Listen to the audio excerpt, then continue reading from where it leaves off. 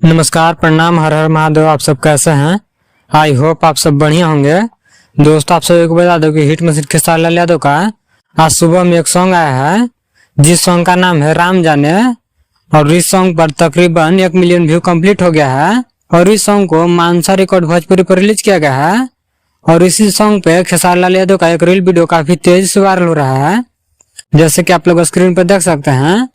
और काफी बेहतरीन रील वीडियो लग रहा है, जो कि खेसारी लाल यादव गाड़ी में ट्रेवल कर रहे हैं और गाड़ी में से ही रील वीडियो बना के अपनी इंस्टाग्राम आईडी से शेयर किए हैं।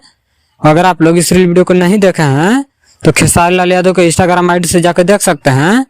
काफी बेहतरीन रील वीडियो लग रहा है और काफी बेहतरीन सॉन्ग भी है। और इस सॉन्ग को लिखे हैं अखिलेश कश्यप और म्यूजिक दिए हैं विकास यादव। तो अगर आप लोग इस सॉन्ग को नहीं सुने हैं तो मानसा रिकॉर्ड भोजपुरी पर जाकर एक बार जरूर सुने। काफी बेहतरीन सॉन्ग है, बेहतरीन वीडियो के साथ। और इस वीडियो में काम किया खेसारी लाल यादव के साथ में सपना चौहान।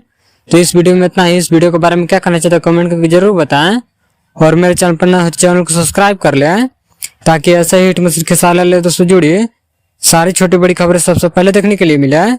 तो मिलता है अगले वीडियो में, तब तक के लिए जय हिंद।